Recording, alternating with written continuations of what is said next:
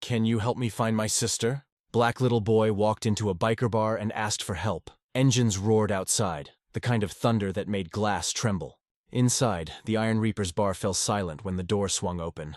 A small boy stood there, dusty, scared, but defiant. Every biker froze, bottles half raised, eyes narrowing. The boy took one step forward, clutching a torn photo in his trembling hand. His voice cut through the silence. Can you help me find my sister? At first the bikers laughed. A child in their world, but seconds later their laughter faded. Something about that photo, that name, changed everything. The same men who mocked him would ride into the night to help him. But why? What did they see that made them risk it all? No one knew it yet, but that one question would drag the Iron Reapers into a war they didn't see coming. And by the time the night was over, not everyone would make it out alive. The Iron Reaper's bar sat off a dirt road, sunlight leaking through the blinds, cigarette smoke hanging thick in the air. Leather jackets, empty bottles, music pounding from a rusted jukebox. Jax, the leader, leaned back in his chair, cigarette burning low between his fingers. Scars on his knuckles, regret in his eyes. He'd seen everything, except a little boy walking into his bar. The kid couldn't have been more than 9 or 10. Black, small-framed, eyes hard with something no child should carry. Pain. He walked up to Jax's table, knees shaking but voice steady. You're the Iron Reapers, right? Jax's second-in-command, Bishop, laughed. What's it to you, kid? You lose your toy bike. The boy didn't flinch. He placed a photo on the table. A young girl, maybe 12, smiling with missing front teeth. She's my sister, he said quietly. Her name's Alina. She's missing. Jax glanced at the picture and froze. A silver pendant hung around the girl's neck. An angel wing. The same one he'd given someone long ago. He picked up the photo slowly. Where'd you get that necklace? The boy's eyes filled. My mama said it was from my dad. I never met him, but she said he rode with men who had wings on their backs. The room went silent. On the back of every Reaper's vest, an iron-winged skull. Jax's cigarette burned to ash. What's your name, kid? Jordan, he said. Please, I just need help finding her. The sun dipped low, painting the bar in gold and shadow. Jax stared at the photo again. That necklace gnawed at him. He'd worn one just like it when he was 20, before prison, before the club turned dark, before he lost the only woman he ever loved, a woman named Maya. He looked at Jordan again, and felt something twist inside. Get the kid something to eat, Jax muttered. Bishop frowned. You serious? We ain't babysitters, man.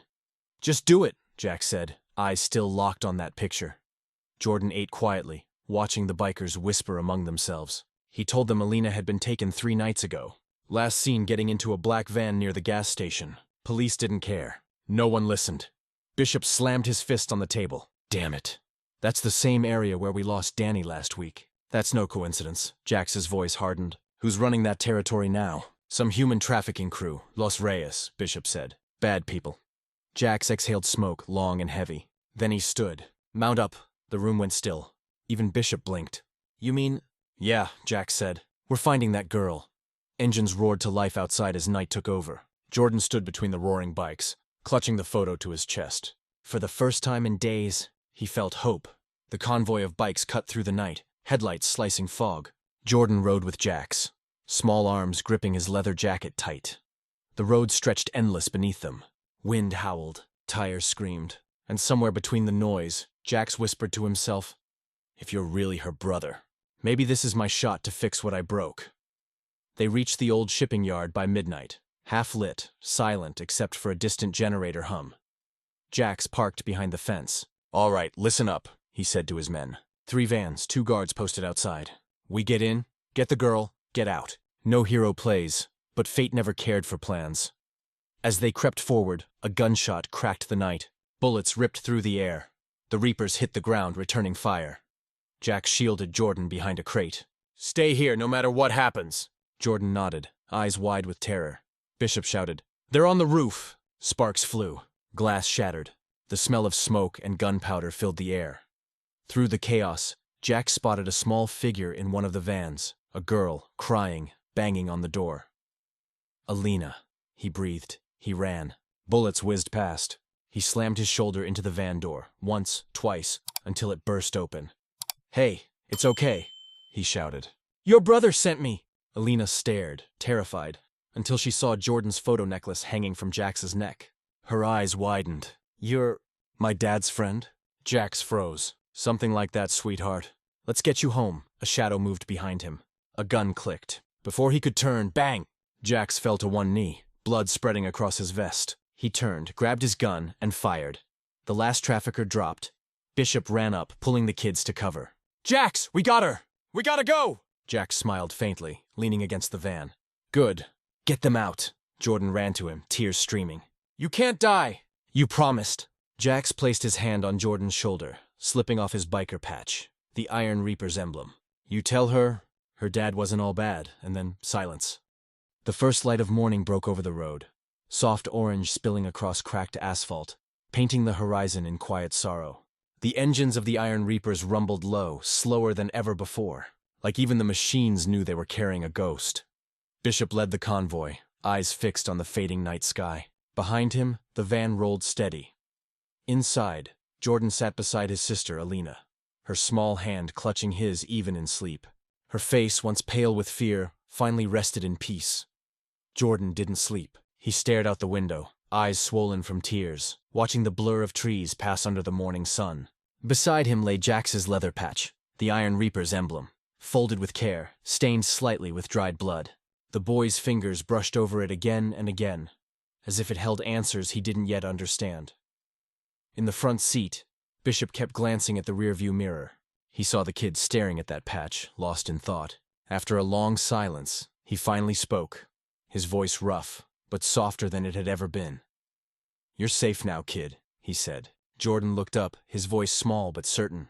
He said he wasn't all bad. Bishop's jaw tightened. He nodded slowly. No, he said. He wasn't bad at all. He just forgot who he really was. You helped him remember.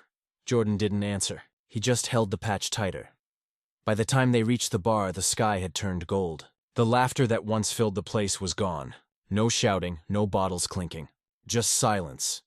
Thick, heavy, and real. Jax's chair sat empty at the head of the table, a single cigarette still crushed in the ashtray beside it. The last one he'd ever light. The air smelled like motor oil and loss. Bishop walked over and placed Jax's patch on the table, setting it down gently as if laying a flag on a grave. Then he turned to Jordan, who stood quietly by the doorway, holding his sister's hand. You got people to go to, kid? Bishop asked. Jordan nodded. Yeah, my mom's waiting. Bishop gave a faint smile. Good, tell her. Jax kept his word. As Jordan turned to leave, Bishop called after him. Hey, wait. He walked over, holding something behind his back. A smaller leather patch, hand-stitched the night before. On it, in black thread, was one word. Jordan. He knelt, pinning it gently to the boy's jacket. Consider this a reminder, Bishop said, that even in the roughest roads, you always ride for what's right. Jordan looked up at him, eyes glassy, voice shaking. I will. When the door closed behind him, the Iron Reapers stood silent. No words, no sound. Only the creak of Jax's chair, empty but never forgotten. A photo hung on the wall. Jax, younger, with his crew, laughing like the world couldn't touch them. Below it, his patch, and right beside it, that smaller one, stitched with care, glowing faintly in the morning light. Jordan. And for the first time in years, the bar felt quiet. Not because it was empty, but because, somewhere deep down, it felt at peace. If this story touched your heart, don't just scroll away. Stories like these remind us that hope can rise from the unlikeliest places. Even a biker bar. Even from people the world calls broken. So, if you felt something, if you believe that no one is too far gone to make things right, then hit that like button. Share this story with someone who needs to hear it. And subscribe to Black Response. Because here, every story carries a heartbeat. Every mistake has a second chance. And every shadow still hides a little light.